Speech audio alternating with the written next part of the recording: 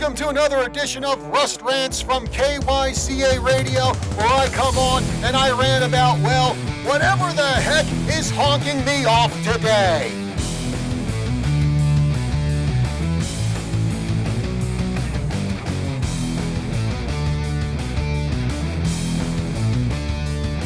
So, what happens to get my ire up today? Well, today my topic is going to be the Los Angeles Lakers. And how shall I start off this rant about the Lakers? How about like this?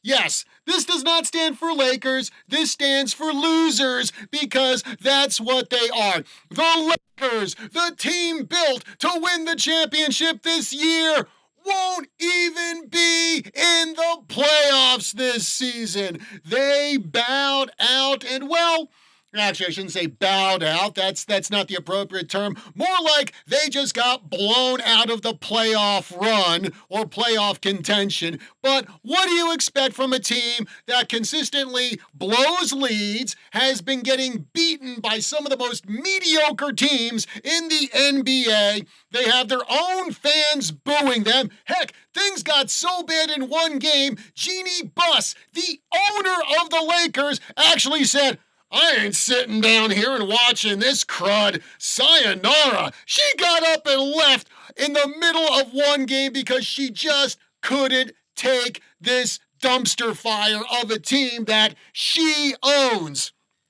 And then, of course, well, she's not the only one to get up and leave in the middle of a game. LeBron James has done that consistently. 5 or 6 minutes left in a game. The Lakers are down by 15, 20 points. Well, LeBron doesn't even bother to wait for the final buzzer. He just gets up and heads back to the locker room, not there to support his team at all, not there to give any kind of encouragement, not there to be the leader that he thinks he is, but really isn't. And the Lakers, the best thing about the Lakers getting blown out of the playoff contention is that it was a team right here in Arizona that gave them the death blow. The Phoenix Suns beating them the other night, and well, the Suns not only got the win, but they waved bye-bye to the Lakers' playoff hopes. And the Lakers probably did the same thing too. So the Lakers, as it stands now, here on Friday, April 8th, Lakers are 31-49. They've lost 8 games in a row. They've only had 2 wins in their last 14 games. And one of the things that people have been saying is how old this roster is. Well, they're right. Half the roster for the Lakers is over the age of 30, and then you have Anthony Davis, who was supposed to be one of the big men. He was going to be the 1-2 punch with LeBron James. Well, Anthony Davis has only been in 40 of the Lakers' 80 games this season. And how about this for an interesting fact? And to me, this just makes it so much sweeter that the Lakers are out of the playoffs. A YouTuber by the name of Kenny Beecham, well, he was seeing some inconsistencies in Twitter posts from the Lakers after each game where they give the final score. And on that post, they have an image of one of the Laker players. Well, he noticed something and started doing research. And it turns out, well, at the time he did it, the Lakers had 43 losses. And in those 43 Twitter posts for Laker losses, at no time was there an image of LeBron James, Anthony Davis, or Russell Westbrook. Makes me think that those 3 probably went up to the Laker hierarchy and said, "Hey, look, man, if we lose, I don't want my image on these posts because, well, I have a reputation to maintain." They don't obviously know the concept of you win as a team, you lose as a team. But then again, for LeBron, it's all about LeBron. He doesn't care about this team at all. All they do is whine and cry when their fans boo them. They whine and cry when things don't go their way.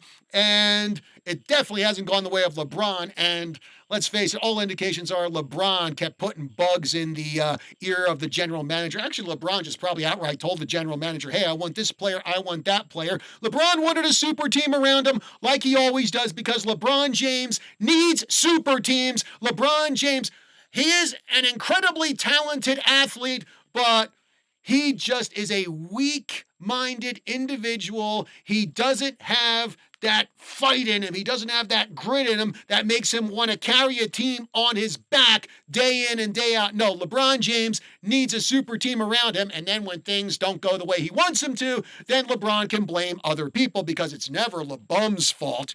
And another thing that I find interesting, look at the Lakers' payroll.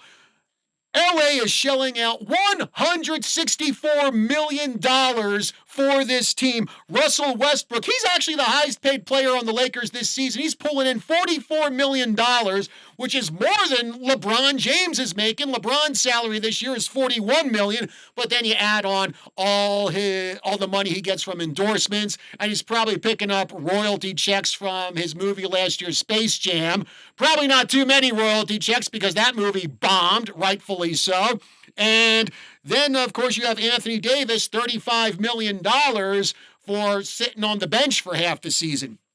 Compare that to the Phoenix Suns, who knocked the Lakers out of playoff contention. The Suns' payroll for this season, $136 million. They're the top team in the Western Conference. They're going to the playoffs. While meanwhile, the Lakers, well, they'll either be sitting in their homes watching the playoffs or spending time out on the golf course, whichever. So, congratulations, LeBron James. You put together this super team, and I guess on a level of superness, if that's even a word, well, making the comparison to superheroes, LeBron thought he was going to put together a Lakers team that was, say, on the same level as Superman and Thor, but instead he got a super team that's on the level of, say, Squirrel Girl and Frog Boy. Congratulations, LeBum. Congratulations, Lakers. This couldn't have happened to a nicer team. That's my rant for today, folks. Time for me to go out and calm down. Have yourselves a great day, and I'll see you next time.